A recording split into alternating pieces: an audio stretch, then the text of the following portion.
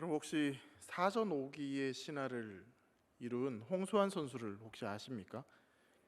아시는군요. 저와 비슷한 세대를 살고 계시는 것 같아서. 사실 이 사전 5기라는 이 경기가 1977년도에 있었던 경기라고 합니다. 제가 태어나기 전에 있었던 일이라서 제가 본 기억은 없고요. 그냥 들은 이야기로 우리나라의 반대편, 지구 반대편에 있는 이 파나마라고 하는 그 나라에서 이 권투 시합이 열렸는데, 그때 이 홍수환 선수가 싸웠던 상대가 누구냐면 이 카라스키아라는 선수라고 합니다. 근데 이 카라스키아 선수는 당시만 해도 17전 17승 그리고 무려 17KO승을 거둔 상당히 그 체급에서는 굉장히 강력한 그런 선수였다고 합니다. 그래서 이 경기가 이루어질 때 그 누구도 홍수환 선수가 이길 것이다 라는 예측을 하지 못했다고 합니다. 실제로 경기가 딱 시작되니까 2회에만 홍수환 선수가 4회 4번이나 다운될 정도로 굉장히 밀리는 그런 경기를 계속했다고 합니다. 근데 참 놀랍게도 이 권투 시합 3회가 들어서자마자 엄청난 반전이 일어나는데, 이 홍수환 선수가 언제 다운됐냐는 듯이 엄청난 기세로 이 카라스키아를 막 몰아붙여가지고 결국 3회 KO승을 거뒀다고 합니다. 혹시 보신 분 계신가요? 저보다 한참 위에 세대를 살고 계신 것 같아요. 저는 본 기억은 없고 유튜브 동영상을 통해서 흐릿한 영상을 봤는데 보니까 너무 진짜 감동이 되고 뭔가 영감이 막 떠오르더라고요. 어떤 영감이 떠올랐냐면, 지금 이 시대를 살아가고 있는 우리에게도 하나님이 똑같은 말씀을 하시지 않는가라는 생각이 들었습니다. 무슨 얘기냐면, 계속 넘어지고 쓰러져도 다시 일어나라. 하나님을 바라보고 하나님을 붙잡고 하나님 주시는 힘을 붙잡고 다시 일어서라. 그러면 결국 너희는 승리할 것이다 라는 그런 마음을 하나님께서 주시는 것 같아서 이야기를 여러분들과 좀 나누고 싶었습니다. 사랑하는 성도 여러분, 우리 주님은 우리에게 원하시는 것이 있습니다. 그것은 바로 아무리 지치고 힘들어도 우리가 넘어져 쓰러져 있다 할지라도 다시 일어서라는 것입니다. 우리 주님을 바라보고 주님을 의지하고 우리 주님께서 주시는 그 힘을 가지고 다시 일어설 수 있는 우리 대길의 성도들 되시기를 주의 이름으로 축복합니다.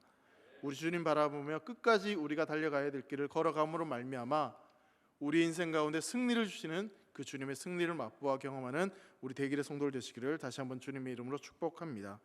오늘 본문을 통해서 그렇게 하나님을 의지하고 또 바라보는 자에게 주시는 하나님의 축복과 기쁨이 무엇인지에 대해서 여러분들과 말씀을 좀 나누고자 합니다. 오늘 본문은 폭풍을 잠잠케 하시는 예수님에 대해서 말씀하고 있습니다. 15절 말씀을 먼저 보시면, 그러므로 예수께서 그들이 와서 자기를 억지로 붙들어 임금으로 삼으려는 줄 아시고 다시 혼자 산으로 떠나가시니라 라고 이렇게 말씀하고 있습니다. 사실 오늘 본문이 시작되는 건 16절인데 16절 이전에 어떤 사건이 있었는지에 대해서 좀 이야기를 나누고 오늘 본문을 좀 살펴보려고 합니다. 여러분, 예수님께서 이 폭풍을 잠잠케 하신 이 사건 이전에 있었던 한 사건이 있었는데, 그 사건은 뭐냐면 우리가 너무나 잘 알고 있는 오병 사건이 이 사건 앞에 있었습니다. 그 사건으로 말미암아 수많은 사람들이 예수님을 왕으로 삼고자 했습니다.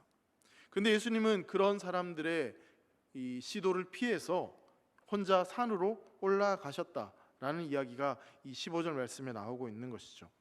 예수님께서는 수많은 무리들을 먹이시고 난 뒤에 밤에 산으로 올라가셨고, 그리고 16절부터를 보시면 함께 있던 제자들을 향해서 너희는 바다로 가서 가버나움으로 그렇게 떠나라고 명령을 하십니다.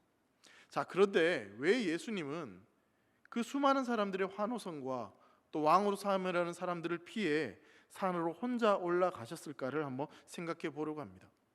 주님은 광야로 가셔서 오병이어를 먹이신 것도 의도적으로 하셨던 일이었고, 그리고 이 사건 뒤에 산으로 혼자 가신 것도 의도적으로 그렇게 가신 것이었습니다. 그러니까 무리를 일부러 피하셨다는 것이죠. 당시 유대인들은 그때까지만 해도 정치적으로 어떤 그들의 문제를 해결해주고 그들의 먹고 사는 문제를 해결해주고 경제적으로 또한 정치적으로 그들이 처해 있는 그 어려움들을 해결해줄 그런 어떤 세속적이고 권력 있는 힘 있는 왕을 하나님께서 보내주셔서 그들이 회복될 것을 기대하고 있었습니다.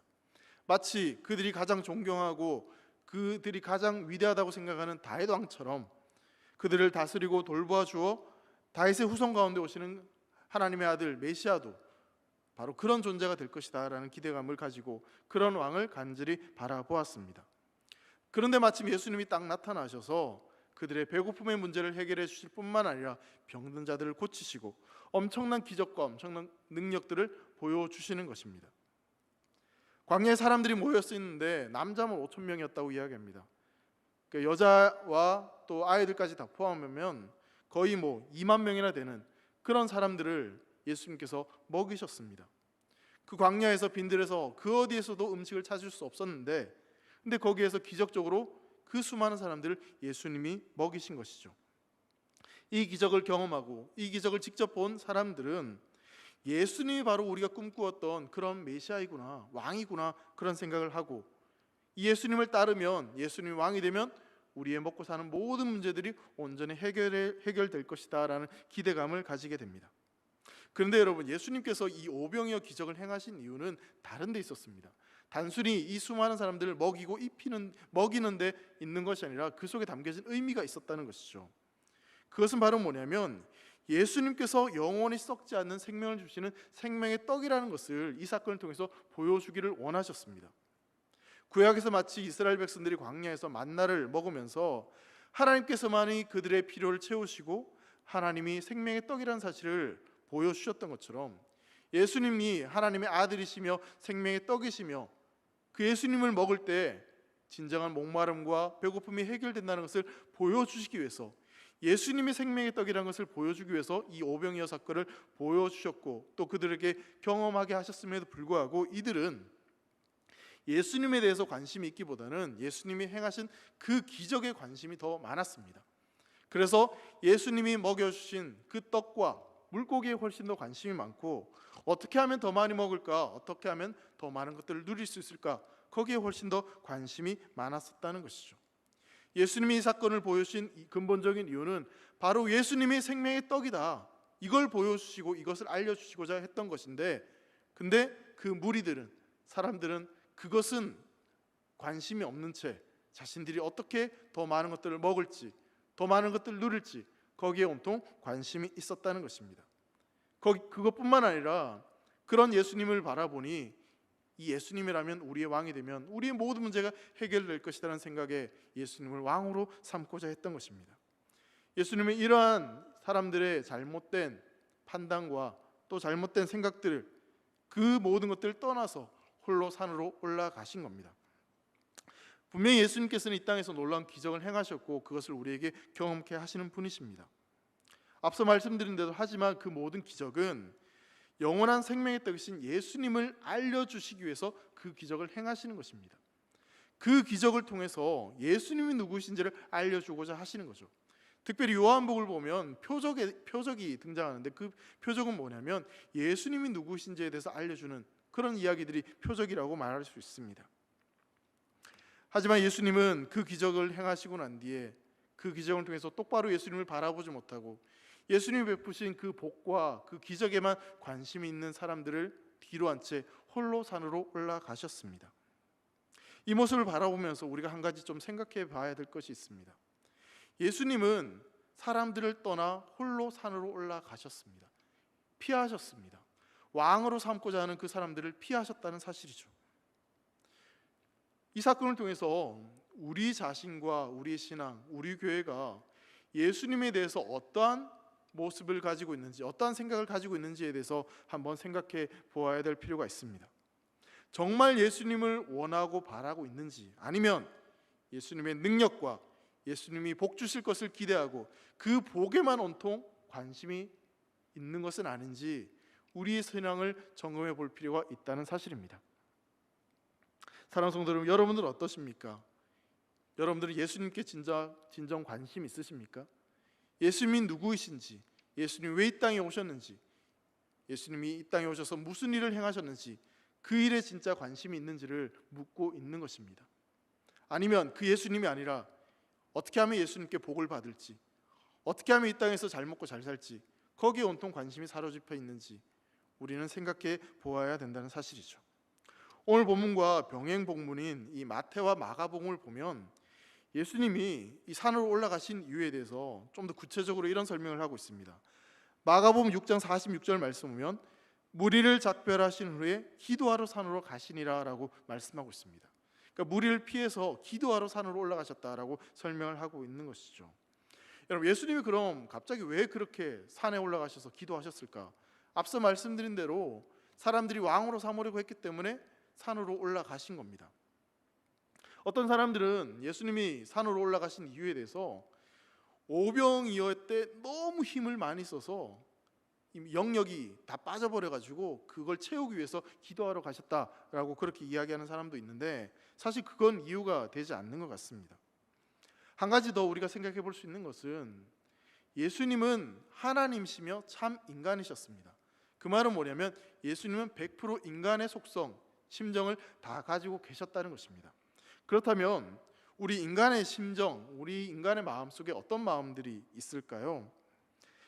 예수님 보시기에 수많은 사람들이 환호성을 지르고 우리의 왕이 되어 주십시오라고 하는 그들의 반응에 예수님도 잠깐이나마 마음이 흔들리실 수 있었을 것입니다.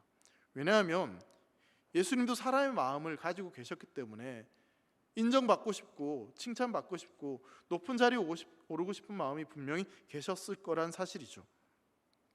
죽음의 길, 사망의 길, 그 십자가의 길을 걸어가는 것보다 많은 사람들의 환호성을 듣고 왕이 되어서 이 땅에 떵떵거리며 살아가는 그 삶이 분명 유혹이 될 수밖에 없었을 것입니다. 사람들의 인정을 받고 왕이 되는 것은 잠깐이지만 유혹을 받지 않으셨을까 생각해 볼 수 있다는 사실이죠. 그런데 그러한 마음은 우리 모두에게 있는 마음입니다. 저도 사람들에게 인정받고 싶은 마음이 있고, 여러분 여기에 계신 우리 성도님들도 분명 사람들에게 인정받고 칭찬받고 싶은 욕구가 분명히 있으실 것입니다. 제 마음에 어떤 마음이 있는지 아십니까? 오늘 설교를 마치고 나면 여러분들이 은혜 받았어요, 설교 참 좋았어요, 그런 말 듣고 싶습니다. 이상하게 생각하지 마세요. 그런 마음이 있어요. 누구나 그런 마음들이 있습니다. 그렇게 여러분 곰곰이 생각해 보십시오. 예수님 왜 산으로 올라가셨을까? 왜 기도하러 가셨을까? 그 유혹을 이기기 위해서, 그 시험을 이기기 위해서는 예수님도 기도하실 수밖에 없었다는 것입니다. 자, 여러분 15절 하반절에 보시면 다시 혼자 산으로 올라가셨다는 표현이 나오죠. 다시 혼자 산으로 가셨다는 말은 그 전에 먼저 산으로 올라가셨다라는 것을 추측해 보게 되는 겁니다. 근데 성경에 산으로 올라가셨다는 이야기가 정확히 등장하진 않습니다. 근데 비슷한 경우가 있는데 거기가 어디냐면 예수님께서 성령에 이끌려 혼자 광야로 40일 동안 기도하러 가셨던 장면이 있습니다. 예수님께서 세례 받으신 후 광야에 가서 사단의 유혹을 받으시는 그 장면이 있습니다. 그때 사탄이 이야기합니다. 천하 만국의 영광을 보여주면서 네가 내게 절하면 이 모든 것 다 너에게 주겠다, 그렇게 유혹을 합니다. 그때 예수님께서 그 유혹 앞에 이렇게 말씀하시죠. 사단아, 내 뒤로 물러가라, 그렇게 물리치셨어요. 그 결과 누가복음 4장 13절 말씀을 보면 마귀가 모든 시험을 다 한 후에 얼마 동안 떠나니라 라고 표현하고 있습니다. 얼마 동안 떠나니라, 완전히 떠나진 않고 얼마 동안, 잠시 동안 떠나갔다라고 이야기를 하고 있는 것이죠. 이 말은 뭐냐면 잠시 떠나갔다가 또 틈만 생기면 또 다시 유혹하려고, 그렇게 예수님을 공격하려고 다시 찾아올 것이다 라는 것을 이야기하고 있는 단어입니다. 오병이어의 사건을 통해서 사탄은 다시 한번 예수님을 유혹하고 있는 거죠. 2만 명이나 되는 사람들 그 무리 속에서 우리의 왕이 되어 주십시오, 당신이 우리의 왕이 되면 좋겠습니다, 그렇게 큰 소리치면서 예수님께 왕이 되어 달라고 유혹을 하고 있는 겁니다. 그 유혹을 피해 예수님은 산으로 올라가셔서 기도하십니다. 그 유혹을 이기기 위해서, 그 유혹을 이기고 마땅히 걸어가야 될 그 십자가의 길, 그 생명의 길, 좁고 험한 길을 걸어가기 위해서 하나님을 만나고 하나님께 기도하는 시간을 가지셨다는 것입니다. 사랑하는 성도 여러분, 그렇다면 우리는 어떠해야 되겠습니까? 우리가 흔들리고 우리의 삶이 요동칠 때, 우리가 걸어가고 있는 이 좁고 험한 길을 벗어나 더 넓고 더 편하고 더 안전한 길로 가고 싶고, 주를 위해 고난받고 애쓰고 수고하기보다는 더 인정받는 편한 길로 가고 싶어하는 그런 마음, 그런 유혹이 들 때, 주저앉고 싶고 아무것도 하고 싶지 않은 그런 마음이 들 때, 여러분 우리는 어떻게 해야 되겠습니까? 예수님께서 혼자 산으로 올라가셔서 아버지 하나님을 만나셨던 것처럼 우리 역시 그렇게 하나님 앞에 나아가 하나님을 독대함으로 우리가 빠질 수 있는 그 유혹으로부터 우리가 벗어나기 위해 하나님을 만나고 기도하는 시간이 우리에게 필요한 줄 믿으시기 바랍니다. 우리는 주님을 만나야 됩니다. 주님을 만나지 않으면 세상에 인정받고 싶은 마음, 사람들의 칭찬, 세상의 온갖 좋은 것들에 대해 우리의 마음이 빼앗긴 채 예수를 믿는다고 하지만, 교회를 다닌다고 하지만 그냥 다니는 그런 모습으로 살아갈 수도 있다는 사실입니다. 자, 예수님은 그렇게 산으로 올라가셔서 기도하셨습니다. 자, 그리고 나서 제자들을 향해서 뭐라고 예수님이 말씀하셨을까요? 예수님은 제자들을 향해서 바다로 내려가라라고 말씀하십니다. 왜 예수님은 제자들을 바다로 내려가라고 그렇게 말씀하셨을까요? 산으로 함께 기도하러 가셨으면 더 좋을 것 같은데, 근데 너희는 바다로 가라고 16절에서 말씀하고 있습니다. 여러분, 예수님은 왕이 되라고 하는 그 수많은 사람들의 목소리 앞에서 그 유혹을 이기기 위해서 산으로 올라가셔서 기도하셨습니다. 자, 그런데 이때 제자들을 향해서 이미 날이 어두워졌음에도 불구하고 바다를 건너 가버나움에 가라고 그렇게 명령을 하셨습니다. 마태복음 14장 22절 말씀 보면 똑같은 내용이 기록되어 있는데, 여기에 보면 예수님께서 제자들을 향해 재촉하셨다라는 표현이 있습니다. 예수께서 즉시 제자들을 재촉하사 자기가 무리를 보내는 동안에 배를 타고 앞서 건너편으로 가게 하시고, 예수님께서 재촉하셨습니다. 빨리 건너가라 그렇게 말씀하셨습니다. 내가 돌아오지 않아도, 내가 함께하지 않아도 빨리 너희는 바다를 건너가라 재촉하셨던 거죠. 왜 제자들에게 이 길을 가라고 예수님께서 재촉하셨을까요? 여러분, 정황상 우리는 이런 생각을 추측해 볼 수 있습니다. 예수님이 당하셨던 유혹을 똑같이 제자들도 받고 있을 것이다 라고 추측해 볼 수 있는 거죠. 정황상 제자들도 예수님이 당하셨던 유혹을 그대로 받으셨습니다. 예수님이 많은 사람들의 환호성을 받을 때 12명의 제자들도 똑같은 흥분과 기대감을 가질 수밖에 없었다는 사실이죠. 이제 예수님이 왕이 되시는구나, 그럼 우린 장관이 되겠다, 이제 우리도 폈구나, 이제 좀 괜찮아지겠구나, 그런 생각들이 제자들 가운데 분명히 있었을 것입니다. 그 유혹이 드는 순간 제자들은 스스로 이길 수가 없었습니다. 그래서 예수님은 그 유혹에 빠져 시험에 들기 전에 빨리 재촉하셔서 바다를 건너가라고 말씀하고 계시는 것이죠. 그들은 아마 이 바다 건너편 가버나움으로 가는 이 명령 앞에 예수님 앞에 불만이 있었을 것입니다. 이해가 되지 않았을 것입니다. 가버나움은 시골 동네이고 별 볼 일 없는 동네인데 왜 굳이 거기로 가라고 하는지, 거기 가야 될 급한 이유도 없는데 왜 그렇게 가라고 하는지, 지금 여기 이 분위기가 너무 좋은데 2만 명이나 되는 수많은 사람들이 환호성을 치고 예수님 보고 왕이 되라고 이야기하고 있는데, 근데 여기를 떠나서, 잔치집을 떠나서 어떻게 거기로 가라고 하는지 이해가 되지 않았을 것입니다. 하지만 예수님의 그 재촉하심에 제자들은 순종해서 그 밤에 배를 타고 가버나움을 향해 길을 떠납니다. 근데 여기서 문제가 발생하게 되는 거죠. 그들이 건너가는 그 바다가 잠잠한 것이 아니라 바람이 거세게 불고 결국엔 큰 파도가 일어나서 그들을 집어삼키려고 하는 그런 위험천만한 상황들이 발생하게 됩니다. 18절 말씀 보시면 큰 바람이 불어 파도가 일어나더라라고 표현을 하고 있습니다. 여러분, 배가 탈 때까지만 해도 그래도 괜찮았습니다. 밤이 늦은 것, 어두워지는 것이 부담이 되긴 했지만 어부 출신의 제자들이 많았기에 그래도 안전하게 바다를 건너갈 수 있을 것이라는 생각을 했습니다. 열심히 노를 저으면 건너갈 수 있을 거니 생각했습니다. 그런데 바람이 불기 시작했고, 근데 그 바람으로 인해 그 바람이 점점 세지면서 거센 파도가 일어나고 폭풍이 일어나더니 결국에는 더 이상 제자들도 어찌할 수 없는 그 폭풍을 경험하게 되고, 그 폭풍이 마치 자신들을 집어삼키려고 하는 그런 모습을 경험하고 있다는 사실이죠. 한 치 앞도 보이지 않는 캄캄한 어둠, 그리고 파도까지 일고 있는 그런 위험천만한 상황이 그들에게 펼쳐지고 있습니다. 제자들은 가운데 대부분 어부 출신이지만 그들이 처한 그 상황 가운데 제자들은 두려워 떨 수밖에 없었습니다. 바다에서 만나는 바람, 파도, 육지에서 만나는 바람보다 훨씬 더 위협적이고 겁이 날 수밖에 없을 것입니다. 그 순간 그들이 유일하게 할 수 있는 것은 열심히 살기 위해 노를 젓는 것 외에는 아무것도 할 수가 없었습니다. 여러분, 해변에서 출발한 시간이 어두워질 무렵이었다고 한다면 이것을 좀 늦게 잡아도 저녁 8시쯤 그 정도로 생각해 볼 수 있을 것 같습니다. 근데 예수님께서 바다 건너서 이 배에 도착한 시간을 새벽 3시쯤이라고 이야기한다면 이들은 총 7시간 아니면 8시간 계속해서 노를 젓고 있는 그런 상황입니다. 근데 그렇게 열심히 노를 저었음에도 불구하고 19절 말씀을 보면 십리를 갔다라고 그렇게 성경은 이야기합니다. 약 4km 정도밖에 가지 못한 거죠.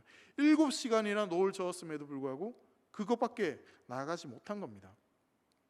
이런 상태에 놓여 있는 제자들의 상황이 어땠을까요? 어떤 마음이었을까요? 노를 계속 젓고 있는데 앞으로 나아가지 않고 계속 제자리에 머무는 것 같고 폭풍은 점점 더 거세게 일어나는 것 같고 낙심하고 절망할 수밖에 없는 그런 상황이었습니다. 여러분, 우리 인생 가운데 뭔가를 정말 열심히 했음에도 불구하고 일이 잘 풀리지 않고 더 큰 어려움들을 경험하게 되면 가장 먼저 우리는 낙심할 수밖에 없습니다. 그리고 특별히 믿는 사람들은 이런 생각을 합니다. 내가 뭘 잘못했나? 내가 정말 하나님 뜻대로 살지 않았나? 죄를 지어서 그런 건가? 회개 안 한 게 있을까? 내가 무엇을 그렇게 잘못했단 말인가? 그런 생각을 하게 되는 것이죠. 그런 생각을 하면서 진짜 내가 이런 큰 잘못을 했구나라고 생각이 들면 그래도 이해가 됩니다. 내가 이걸 잘못했구나, 바로 잡아야 되겠구나 생각하게 되죠. 근데 문제는 뭐냐면 아무리 생각을 해봐도 내가 한 거라곤 말씀대로 순종했고 예배 드렸고 기도했고 신앙생활 잘한 것 뿐인데, 근데 내 인생 가운데 계속 이런 폭풍우가 몰아칠 때 그때 우리 심정 가운데는 원망이 생기고 불평이 생길 수밖에 없습니다. 하나님 명령에 순종했고 말씀대로 살아간다고 살았는데 적어도 내가 다 선하진 않았지만 그래도 저 사람보다는 내가 좀 선하게 살았는데, 말씀대로 살았는데 저 사람은 저렇게 일이 잘 되는데 왜 나는 이 모양 이 꼴인가 라는 생각이 들게 되는 거죠. 그렇게 낙심하게 되고 그렇게 낙담하게 되고 그러면서 더 이상 하나님 앞에도 나아가지 않는 그런 신앙에 낙심하는 상황들을 우린 경험하게 될 때가 있다는 사실입니다. 어쩌면 지금 폭풍 가운데 있는 제자들의 모습도 마찬가지였을 것입니다. 여러분, 예수님의 제자들은 예수님 명령에 순종해서 재촉하시는 그 명령에 따라서 지금 배를 타고 바다를 건너가고 있는 중입니다. 날이 어두워져서 배를 타고 건너가야 될 시점이 아님에도 불구하고 예수님 명령하시니까 그 배를 타고 건너가는 겁니다. 배를 타고 그렇게 가면 예수님이 분명히 지켜주시고 예수님이 더 좋은 것을 허락해 주실 거라는 믿음이 이들에게는 어쩌면 있었을지도 모르겠습니다. 그런데 그렇게 순종해서 배를 타고 갔더니 순종했더니 그들이 만난 것은 거센 풍랑과 폭풍우였습니다. 그들의 힘으로 어찌할 수 없는, 아무리 노를 져도 어떻게 할 수 없는 그 폭풍을 그들이 만나고 말았던 것이죠. 여러분, 이 상황을 우리는 어떻게 이해해야 될까요? 17절 말씀을 통해서 우리는 이 상황을 좀 더 깊이 살펴볼 수 있을 것 같습니다. 17절 말씀을 보시면 이미 어두웠고 예수는 아직 그들에게 오시지 아니하셨더니라고 말씀하고 있습니다. 자, 결론적으로 예수님이 그들에게 아직 오시지 않았기 때문에 바람이 불어 파도가 일어났다. 성경 그렇게 지금 설명을 하고 있는 겁니다. 여기에서 대조되는 표현이 있습니다. 이미라고 하는 것과 아직이라고 하는 표현이 대조돼서 나오고 있습니다. 여러분, 바다는 이미 어두워졌습니다. 어둠이 가득 찼습니다. 근데 그 어두움 가운데 예수님이 아직 오시지 않았습니다. 그렇게 예수님이 오시지 않은 결과 그들이 경험한 그 풍랑은 잠잠해지지 않고 더 거센 풍랑으로 그들이 경험하게 되는 것이죠. 사랑하는 성도 여러분, 우리의 삶도 돌아보면, 생각해 보면 우리의 삶은 어둠 가운데 있는 삶입니다. 요한은 이 어둠이란 표현을 성경에 자주 표현을 하고 있습니다. 요한복음 1장 5절에 보면 빛이 어둠에 비치되 어둠이 깨닫지 못하더라 이렇게 말씀하고 있고요. 8장 12절 말씀에도 보면 예수께서 또 말씀하여 이르시되 나는 세상의 빛이니 나를 따르는 자는 어둠에 다니지 아니하고 생명의 빛을 얻느니라 라고 말씀합니다. 그리고 요한복음 13장 30절에도 보면 유다가 그 조각을 받고 곧 나가니 밤이러라 라고 표현을 하고 있습니다. 그러니까 가룟 유다가 나가자마자 곧 어둠으로 휩쓸려 들어갔다, 그렇게 말씀을 하고 있는 거죠. 자, 오늘 본문에도 보면 제자들이 순종했지만 이미 깊은 어둠에 뒤덮여 있다라고 성경 말하고 있습니다. 그 사탄의 어두움이, 깊은 어두움이 바다를 향해서 나아가는 제자들 향해 다가오고 있고 그들을 덮었다라고 이야기하고 있는 것이죠. 사랑하는 성도 여러분, 우리는 이 땅을 살아가지만, 우리가 예수를 믿지만 여전히 이 땅을 살아가고 있기에 이 땅의 어둠의 세력들로부터 공격을 당하며 그렇게 위험에 빠질 때가 있다는 사실을 우리는 기억해야 됩니다. 우리에게 여전히 죄의 습성이 있고 죄 많은 세상 속에서 우리가 더불어 살아가기에 우리 인생은 결코 평탄할 수 없고 위험과 고난이 우리에게도 있다는 사실입니다. 폭풍 치는 바다 같은 상황 속에 우리도 이미 처해져 있다는 사실이죠. 자, 그렇다면 그 상황을 이기기 위해서, 벗어나기 위해서 우리에게 필요한 것이 무엇인지에 대해서 우린 그걸 발견할 수 있어야 됩니다. 우리를 지키시고 우리를 보호하시고 우리를 돌보시는 그 주님이 우리에게 찾아오실 때, 그 주님이 그 배에 오르실 때 제자들은 기뻐하고 제자들이 원했던 도착지로 그들이 안전히 나아갈 수 있었다는 것을 우린 성경을 통해서, 오늘 본문을 통해서 발견하게 됩니다. 성도들을 만나고 또 이야기를 나누다 보면 우리 성도들의 삶이 결코 녹록지 않다는 것을 발견하게 됩니다. 참 힘든 일들이 많고 고통스럽고 어두움에 빠져 있는 그런 삶을 살아가는 성도들이 많다는 것을 경험하게 됩니다. 제자들이 처한 것처럼 폭풍 치는 바다 위에서 아무리 애를 쓰고 아무리 노를 저어도 어떻게 할 수 없는 그런 어려운 상황들에 처해 있는 그런 성도들의 삶을 경험하게 되는 것이죠. 열심히 노를 젓습니다. 노를 젓는 거에는 어찌할 수가 없어서 노를 젓긴 젓지만 앞으로 나아가지도 않고 그렇다고 뒤로 돌아갈 수도 없는 그런 난처한 상황들, 그런 상황들이 우리의 삶에 처해져 있다는 것을 우리는 경험하게 된다는 사실이죠. 사랑하는 성도 여러분, 우리 삶 가운데 그런 일들이 계속해서 벌어진다 할지라도 우리가 기억해야 될 것이 있습니다.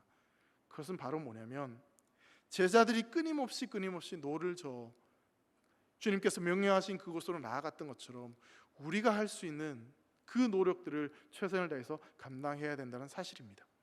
노를 젓는 일이 무의미하고 이렇게 노를 저어서 과연 도착지에 도착할 수 있을까 그런 생각이 든다 할지라도 주님이 명령하신 그곳으로 나아가기 위해서 내가 할 수 있는 일이, 내가 지금 이 순간 할 수 있는 유일한 일이 노를 젓는 일이라면 그 노를 계속 저어 나아가는 것이 필요하다는 사실입니다. 왜냐하면 그 노를 젓는 것이 결코 우리에게 끝이 나는 것이 아니기 때문에, 그 노를 젓는 그 순간 우리 주님께서 우리를 찾아오시기 때문에, 어쩌면 노를 젓는 그것이 우리에게 소망이 되는 길이기 때문에 끊임없이 노를 저어 나가는 것이 필요하다는 사실입니다. 힘들어도 아파도 온몸이 부서지는 것 같아도 우리가 붙잡고 있는 그 노를 끝까지 붙들고 끝까지 젓고 나아가면 어느 순간 주님의 때에 주님은 우리를 찾아와 주시고 우리에게 말씀하여 주시고 우리 인생의 배에 들어와 주셔서 우리의 삶을 평탄케 하시고 안전케 해 주신다는 사실을 믿으시기를 간절히 소망합니다. 어렵고 힘들어도 그 문제를 가지고 끝까지 주님 앞에 나아가라는 말씀을 드리는 겁니다. 포기하지 마시고 내가 붙잡고 있는 그 문제가 주님이 응답하실 때까지 끝까지 그것을 붙잡고 나아갈 수 있는 우리 대길의 성도들 되시기를 간절히 소망합니다.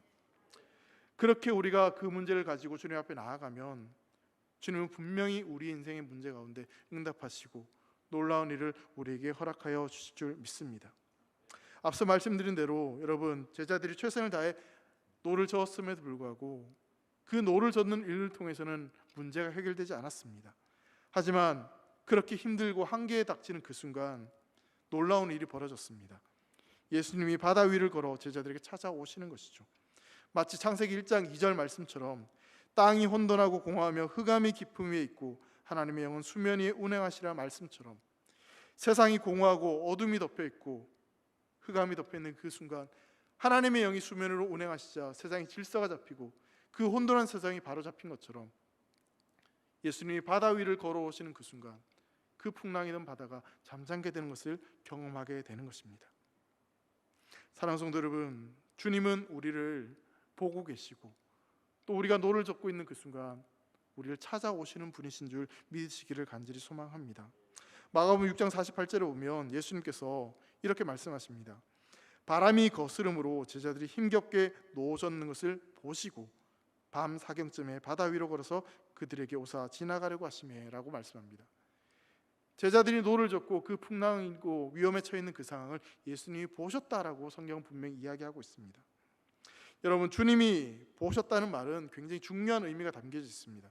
특별히 출애굽기 3장 7절 말씀 보면 여호와께서 이르시되 내가 애굽에 있는 내 백성의 고통을 분명히 보고 그들이 그들의 감독자로 말미암아 부르짖음을 듣고 그 근심을 알고, 하나님이 보셨고 하나님이 들으셨다라고 이야기합니다. 그렇게 하나님이 보시고 하나님 들으시니까 어떠한 일이 벌어지냐면 창세기 3장 8절에 보면 내가 내려가서 그들을 애굽인의 손에서 건져내고 그들을 땅에서 인도하여 아름답고 광대한 땅, 하나님이 약속하신 그 땅으로 그들을 인도하셨다라고 성경은 이야기하고 있습니다. 우리의 아픔에, 우리의 고난에 하나님이 눈을 가리고 모른 체 하신다고 생각하지 마십시오. 하나님은 보고 계시고 알고 계시고 하나님 때에 우리를 찾아오셔서 우리를 돌보시고 우리를 세워주시는 분이십니다.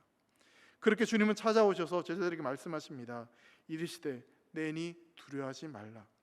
예수님께서 때가 되어 찾아오셨습니다.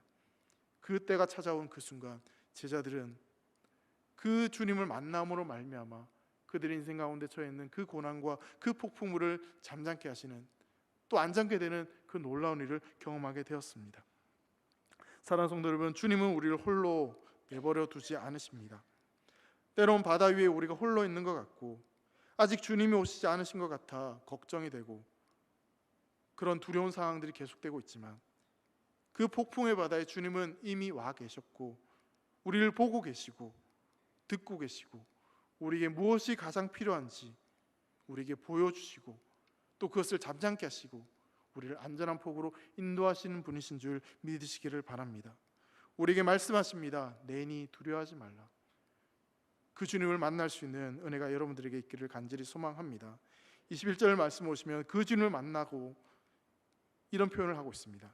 이에 기뻐서 배로 영접하니 배는 곧 그들이 가려던 땅에 이르렀더라.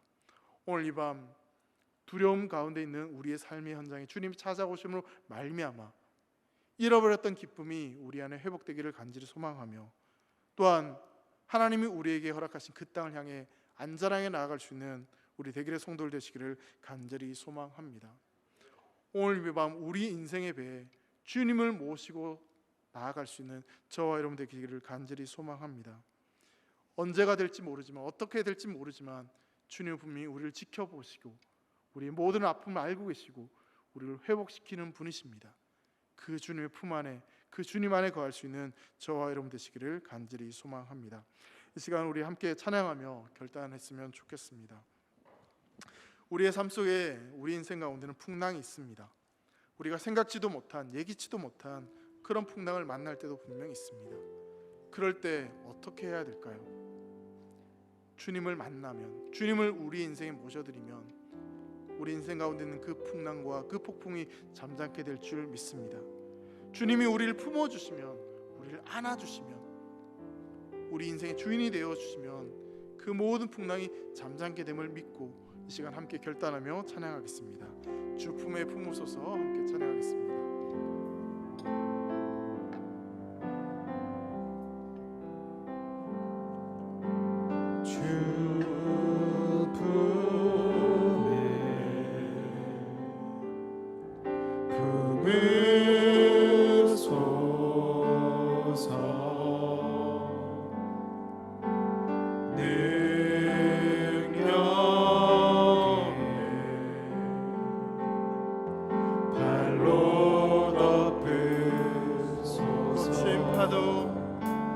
거친 파도 날려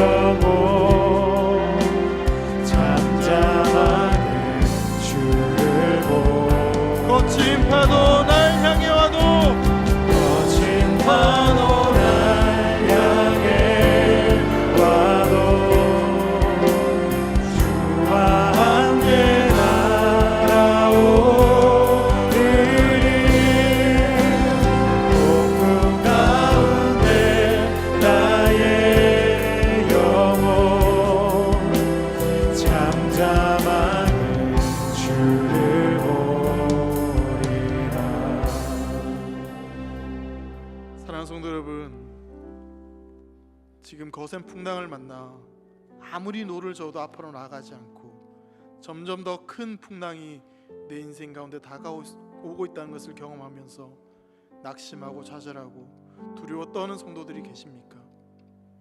제자들처럼 그 배에서 두려워 떨고 있는 성도들이 계시다면 오늘 이 밤 주님이 찾아와 주셔서 여러분들의 인생을 회복해 주기를 간절히 소망합니다. 주님이 우리 인생의 배에 찾아오시고 그 배에 들어오신다면, 내 인생의 배의 주인이 되어 주신다면 우리가 당하고 있는 그 풍랑을 이기고 주님이 예비하시고 계획하신 그 목적지로 우리가 나아갈 수 있음을 믿으시기를 바랍니다. 우리 인생 가운데는 그 풍랑을 주님 앞에 내어놓고 이 시간 함께 기도하기를 소망합니다.